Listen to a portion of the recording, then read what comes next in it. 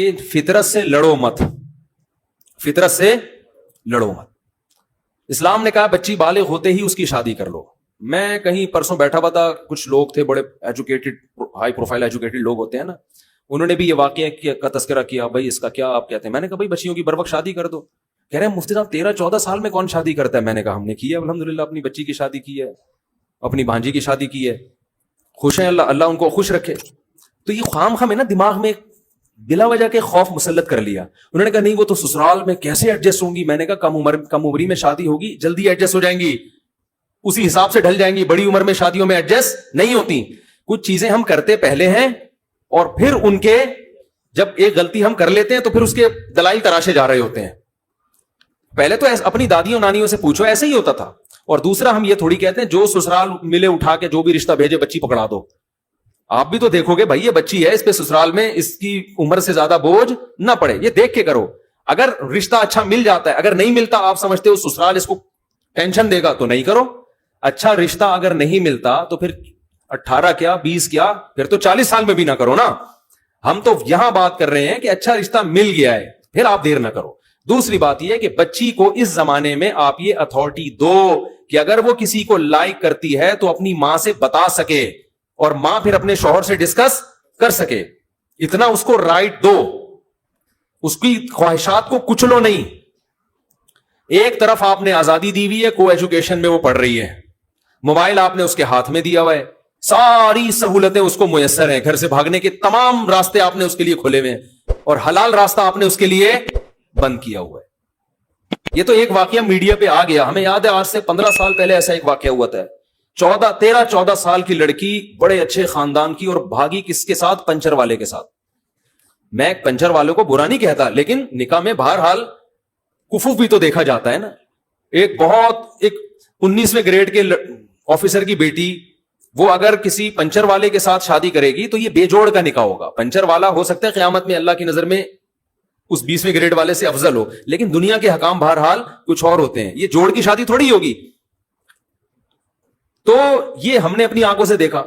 تو یہ بہت پہلے سے ہو رہا ہے. جہاں فطرت سے بغاوت ہوگی وہاں فطرت انتقام لے گی آپ سے. تو بار بار خوب سمجھ لیں نکاح ہماری سماجی ضرورت نہیں ہے، صرف یہ باڈی کی ریکوائرمنٹ ہے. لوگ اس بات کو سمجھ نہیں رہے ہیں. لڑکی جب بالغ ہوتی ہے نا، جو اس وقت اس میں جذبات ہوتے ہیں، لڑکا جب بالغ ہوتا ہے اس وقت جو جذبات ہوتے ہیں، جذبات کا یہ طوفان بعد میں کبھی بھی نہیں آتا. اس وقت ان کا ملاپ ہو جائے، ان کو حلال طریقے سے آپ شادی کرنے دیں، عشق جیسی محبت کریں گے ایک دوسرے سے. وہ اس کے بعد صرف محبت ہوتی ہے، عشق وشق ختم. اور پھر ایک عمر ایسی آتی ہے کہ بزرگوں کا آپس میں ایک ایگریمنٹ ہوتا ہے کہ ہم ہنسی خوشی آپس میں زندگی مل کے گزارنے کی کوشش کریں گے. ہم ٹرائی کر کے دیکھ لیتے ہیں. جو 40 سال میں اسی قسم کی سیٹنگ ہو رہی ہے. کوئی جذبات ہی نہیں ہوتے، سیٹنگ ٹوٹ جائے تو بھی ٹھیک ہے، نہیں ٹوٹی. اس عمر میں 13-14 سال کی عمر میں تو عشق ناکام ہو جائے تو لوگ پاگل ہو جاتے ہیں. بھائی عشق کی عمر ہی بچپن کی، اتنے گھننے بننے کی ضرورت نہیں ہے. بتا جی مجھے، میں کیوں سمجھا رہا ہوں جیسے آپ کو پتا نہیں ہے کیا. یہ بات مشہور ہے یا نہیں ہے کہ عشق ہمیشہ بچپن میں ہوتا ہے، بڑی عمروں میں عشق نہیں ہوتا. یہ بچپن کے مسائل ہیں. کیوں؟ عورت کی طرف رغبت یہ باڈی کی ریکوائرمنٹ ہے. تو یہ جیسے انسان بالغ ہوتا ہے، لڑکی بالغ ہوتی ہے، اس وقت یہ میڈیکل سائنس کہتی ہے اتنی بھرپور یہ خواہش ہوتی ہے کہ وہ جذبات بعد میں کبھی بھی پیدا نہیں ہوتے. تو میرے بھائی روٹی کا سب سے بہترین وقت کیا ہے؟ جب شدید بھوک لگے. تو شادی کا بھی سب سے بہترین وقت وہی ہے جب شادی کی سب سے زیادہ خواہش ہو. تو ماں باپ کو چاہیے خود ہی کر دیا کریں. اور عقل مند ماں باپ الحمدللہ ایسے حالات واقعات دیکھ کے ان کو عبرت حاصل ہو رہی. ان کی بچیاں بالغ ہوتی ہیں، وہ کہتے ہیں کہ مجھ سے کہہ رہے ہوتے ہیں مفتی صاحب کوئی اچھا مناسب رشتہ ہو. مجھے خوشی ہوتی ہے کہ یار تھوڑا سا یہ ٹرینڈ الحمدللہ چل پڑا ہے کہ بھئی بچی بالغ ہو گئی ہے، ہم چاہتے ہیں کوئی مناسب. اصل میں پرابلم ساری پتہ ہے کیا ہے؟ مناسب رشتے نہیں مل رہے. ورنہ ماں باپ کر دیں. ان کو ڈر ہوتا ہے بچی چھوٹی ہے، یہ سسرال جا کے اس کا قیمہ نہ بنا دے، کہیں ساسیں کچل کے نہ کھا جائیں اس کو، ٹینشن دے دے کے. یہ ڈر ہوتا ہے بہرحال. تو ساس کو بھی چاہیے دل بڑا کرے، بھائی بچی ہے، اس کو بچوں کے حساب سے ہی ہم نے لے کے چلنا ہے، آرام آرام سے اس کو اپنے خاندان کے لحاظ سے ایڈجسٹ کرنا ہے. تو اگر یہ چیز معاشرے میں ہوگی تو ایسے واقعات نہیں ہوں گے. اچھا اس میں ایک غلط چیز یہ بھی سامنے آئی ہے، جب یہ میڈیا پہ خبر چلی ہے تو اس میں یہ بتایا گیا کہ مسجد کے امام کو کہا گیا کہ اس بچی کے بارے میں گمشدگی کا اعلان کریں، تو اس نے کہا یہ بچی شیعہ ہے، نام سے لگ رہا ہے تو میں اعلان نہیں کروں گا. یہ بہت بددیانتی ہے. میں یقین سے کہہ سکتا ہوں امام نے ایسا نہیں کیا ہوگا. ہم اماموں کو جانتے ہیں, کوئی فرقواریت اتنے عروج پہ نہیں پہنچی ہے. میں کہتا ہوں کوئی قادیانی کی بچی بھی گم جائے گی نا تو بھی اعلان کر دے گا مسجد کا امام. کوئی عیسائی کی بچی بھی گھومے گی, ایسا نہیں ہوتا. آپ روڈ پہ جب کوئی مر رہا ہوتا ہے تو آپ یہ دیکھتے ہو کہ قادیانی ہے تو مرنے دو, شیعہ ہے تو, کوئی اہل حدیث ہے یا بریلوی ہے یا دیوبندی ہے یا شیعہ ہے تو کوئی کرتا ہے ایسے؟ اتنا کوئی کون امام بدبخت ہوتا ہے یار جو آپ کو کہے کہ شیعہ لڑکی ہے اور میں اعلان نہیں کروں گا. ایسا نہیں ہوتا. اور اگر کسی امام نے ایسی بدبختی کی بھی ہے بالفرض کہ لڑکی کے نام سے لگ رہا ہے شیعہ, میں اعلان نہیں کروں گا, تو آپ اس کو ہائی لائٹ کر کے فرقواریت کو ہوا نہ دیں. اس سے کیا ہوگا, جب پتا چلے گا شیعہ لوگوں کو کہ امام نے شیعہ ہونے کی وجہ سے اعلان کرنے سے منع کر دیا, تو شیعوں کے جذبات بھڑکیں گے نا سنیوں کے خلاف. یار یہ اتنے میلے ہوتے ہیں کہ ہماری بچی کا نام سامنے آیا تو مسجد کا امام اعلان نہیں کر رہا, تو اس سے شیعوں کے دل میں سنیوں کی نفرت بڑھے گی کہ نہیں بڑھے گی؟ پھر ان کا بھی کوئی عالم بیان دے دے گا سنیوں کے خلاف, پھر کوئی سنی بیان دے دے گا ان کے خلاف. تو آپ ملک میں محبت پیدا کر رہے ہو یا لڑوا رہے ہو شیعہ سنی کو آپس میں؟ اگر کسی نے یہ جرم کیا بھی ہے تو جاؤ اس کو آرام سے جا کے الگ سے جا کے سمجھاؤ, تو انسان کا بچہ ہے, تو کیا کر رہا ہے؟ یہ کوئی موقع ہے کہ شیعہ لڑکی تھی یا سنی لڑکی تھی؟ بھائی انسان ہے, ہمارے ملک کا ایک فرد ہے, ماں باپ پریشان ہے, اعلان کرو. ہم تو اس لیے اس کو مسجد میں اعلان کرنا یہ گمشدگی ٹھیک ہے نہیں, مسجد کوئی تھانہ نہیں ہوتا, تو کوئی اس بیس پہ منع کرتا ہے کہ مسجد میں اعلانات نہیں تھانے سے ہونے چاہیے, وہ ایک الگ مسئلہ ہے.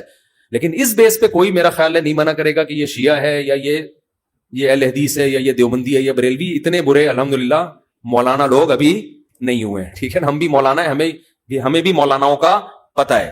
آپس کے اختلاف چلتے ہیں ممبروں پہ, وہ اس نے یہ کہہ دیا تو وہ یوں ہے, یہ یہاں تک چلتا ہے اختلاف, پھڈے ہوتے ہیں.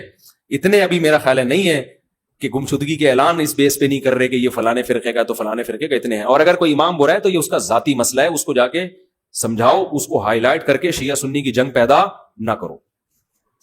اچھا بھائی, اور ایک اہم بات یہ بھی ہے جو دعا زہرا والی لڑکی کا واقعہ ہوا ہے, بچیوں کو موبائل نہ دو ہاتھ میں. سمجھتے ہو, جب بچی کے پاس اینڈرائڈ فون آ گیا, لڑکا یا لڑکی دونوں کا حکم ہے, تو بس اب آپ کی دسترس سے وہ کیا ہو گیا, آزاد. بچوں کو نیٹ استعمال کرنا ہے, موبائل کے بجائے گھر میں کمپیوٹر, کھلے میں کمپیوٹر رکھ دو. بھائی جس نے اسکول کا ورک کرنا ہے یہاں بیٹھے, کنڈی لگا کے کمرے میں کوئی بھی نہیں بیٹھے گا. یہ کامن روم ہے, کمپیوٹر روم ہے, ایک بچے زیادہ ہے تو 2-4 رکھ دو سسٹم لا کے گھر میں. بھائی جس نے ورک رائے اور وسائل سے روک نہیں رہے, آپ ترقی کی دور میں پیچھے رہ جائیں گے بالکل. اگر آپ یہ نیٹ کا استعمال ہی نہیں کریں گے, مہنجو بن جائیں گے تھوڑے دنوں میں آپ. وہی ہو جائے گا. ایک صاحب آئے اور ہمارے استاد سے کہنے لگے ہم نے انٹرنیٹ پر اپنی بیک سائٹ کھول لی, آپ بھی کھول لیں. ویب سائٹ کو کہہ رہے تھے بیک سائٹ. تو اتنا دیسی بن جاتا ہے پھر آدمی اگر یہ شروع سے یہ چیزیں استعمال ہی نہ کرے نا. تو ہمارے استاد کے پاس آ کے کہنے لگے ہم نے انٹرنیٹ پر اپنی بیک سائٹ کھولی ہے, آپ بھی کھول لیں. انہوں نے کہا اللہ نے ہماری بیک سائٹ چھپائی ہوئی ہے, اس کو چھپائی رہنے, خدا کا واسطہ یہ مشورے ہمیں مت دو. تو اگر آپ جدید تعلیم سے اتنا پیچھے رہ جائیں گے تو ویب سائٹ کو آپ کیا کہیں گے, بیک سائٹ. وہ تو شکر ہے ہمارے استاد کے پاس آ گئے, کسی چینل پہ انٹرویو نہیں دیا انہوں نے, ورنہ انٹرویو دے رہے ہوتے. حضرات ہم سب کو مشورہ دیتے ہیں تمام پاکستانیوں کو اپنی بیک سائٹ کھول لینی چاہیے. ملک کی بے عزتی ہو جاتی کہ نہیں ہو جاتی.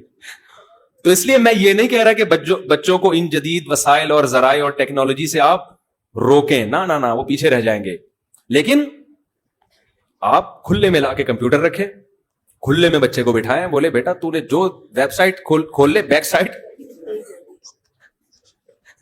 یہ ویب سائٹ کے لیے بس, اور اس میں جو بھی مفید چیزیں ہمارے سامنے دیکھو, تو یہ صحیح ہے. اس کے علاوہ بچوں کو موبائل لے کے دینا بہت ڈینجرس, بہت خطرناک. ماں باپ سمجھتے نہیں ہیں. مفتی صاحب میں دنیاوی تعلیم کے ساتھ عالم کا کورس بھی کرنا چاہتا ہوں, ایسا ممکن ہے؟ کیوں نہیں ممکن ہے, جامعہ الرشید میں بھی ہو رہا ہے اور بھی بہت سارے مدارس میں ہو رہا ہے. مفتی صاحب جامعہ الرشید میں کلیت الشریعہ کے حوالے سے بتا دیں وہ کورس کیسا ہے, کن لوگوں کے لیے ہے. گوگل پہ آپ سرچ کریں, ویب سائٹ کھل جائے گی, کلیت الشریعہ لکھ کے پوری ڈیٹیل ہے اس میں.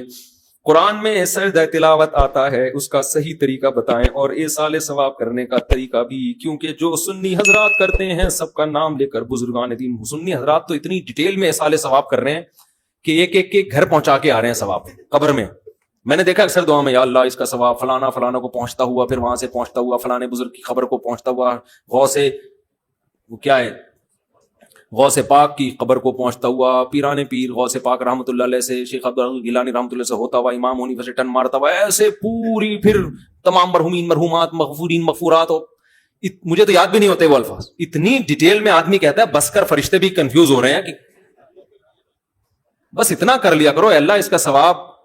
اچھا اس میں بھی علماء کی دو رائے ہیں. یہ سال ثواب، اہل حدیث حضرات تو کہتے ہیں یہ ثواب پہنچانا جائز ہی نہیں ہے. وہ کہتے ہیں حدیث میں آتا ہے 3 چیزیں، انسان جب مر جاتا ہے تو 3 چیزیں رہتی ہیں. اس کا جواب میں کئی بار ریکارڈ کروا چکا ہوں. وہ 3 سے 3 کا عدد مراد نہیں ہے، اس معنی کی جو بھی چیز ہوگی. ان کی بڑی دلیل اہل حدیث حضرات کی یہ ہوتی ہے کہ صحابہ سے ثابت کیوں نہیں ہے. بھائی صحابہ سے یہ ثابت ہے کہ صحابی نے کنواں وقف کیا نا اپنی والدہ کے لیے یا اپنے والد کی، ایک روایت میں ماں کا ذکر ہے، تو باپ کے لیے کنواں وقف کیا نا، تو یہ اس سے یہ سارے ثواب ہی تو ہے کہ آپ صدقہ کر رہے ہو کنویں کا پانی، اور ثواب کس کو مل رہا ہے؟ قبر میں ابا کو یا اماں کو. تو اس سے پتا، اس حدیث سے صاف پتہ چلتا ہے کہ آپ میت کے لیے کوئی نیکی کر سکتے ہیں. اب یہ کنواں ایک سائن ہے، علامت ہے. اب یہ نہیں کہ کنواں ہی کھدوا سکتے ہیں اور کچھ نہیں کر سکتے. کھانا بھی کھلا سکتے ہیں، کیوں؟ کھانا ایک نیکی ہے. تلاوت بھی کر سکتے ہیں، کیوں؟ تلاوت ایک نیکی ہے. نماز بھی پڑھ سکتے ہیں، نماز بھی ایک نیکی. تو قرآن و سنت کی عادت ہے کہ جزیات کے ضمن میں اصول اور قاعدے بیان کیے جا رہے ہوتے ہیں. جیسے قرآن کہتا ہے ماں باپ کو اف نہ کرو، تو یہ اف کہنا مقصد نہیں ہے، ماں باپ کو تکلیف نہ پہنچاؤ. اب ماں باپ کو مارنا پیٹنا بھی اسی آیت کی روشنی سے حرام ہو گیا. اب کوئی اف کے لفظ کو پکڑ کے بیٹھ جائے. تو یہ جو حدیث میں آتا ہے کہ انسان کے کچھ اعمال جاری رہتے ہیں، ان میں تو نبی نے خود کچھ اعمال کا تذکرہ کر دیا. پھر نبی نے فرمایا کہ مرنے کے بعد جیسے حدیث میں آتا ہے کنواں وقف کر دیا صحابی نے. تو یہ سب چیزیں یہ پتا چلتا ہے کہ بعد والے لوگ میت کے لیے عمل کر سکتے ہیں. ایک سوال پیدا ہوتا ہے، اگر یہ جائز ہے تو صدقہ تو صحابہ سے ثابت ہے. جیسے ان صحابی نے پوچھا تھا نا نبی سے، قرآن پڑھنا کیوں ثابت نہیں ہے صحابہ سے؟ بھئی قرآن کا تذکرہ کیوں نہیں ملتا؟ دیکھیں اس لیے تذکرہ نہیں ملتا کہ اس کا تعلق ہے دل کی نیت سے. ہمارے سامنے عمل تو آئے گا، یہ عمل سے صحابہ کی نیت کیا ہے یہ ہمارے سامنے نہیں آئے گی. اب کسی صحابی نے اپنے کسی مرحوم کے لیے فرض کر لیں کہ تلاوت کی، مثال دے رہا ہوں میں، تو تلاوت تو ہمیں نظر آئے گی، راوی تلاوت کو تو بیان کرے گا، راوی دل کی نیت تھوڑی بیان کرے گا کہ ان کی نیت یہ تھی کہ یہ اپنے والد صاحب کو ثواب پہنچانا چاہتے تھے.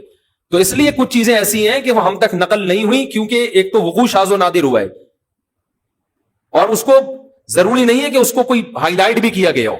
تو جب قرآن و سنت سے ہمیں اس چیز کی اصل ملتی ہے کہ آپ میت کے لیے کوئی نیکی کا کام کر سکتے ہیں، تو اس نیکی کو محدود کرنے کی ہمارے پاس کوئی دلیل نہیں ہے کہ صدقے کی حد تک محدود ہے، صدقے کے علاوہ نہیں ہو سکتی. تو محدود کرنے کے لیے دلیل چاہیے.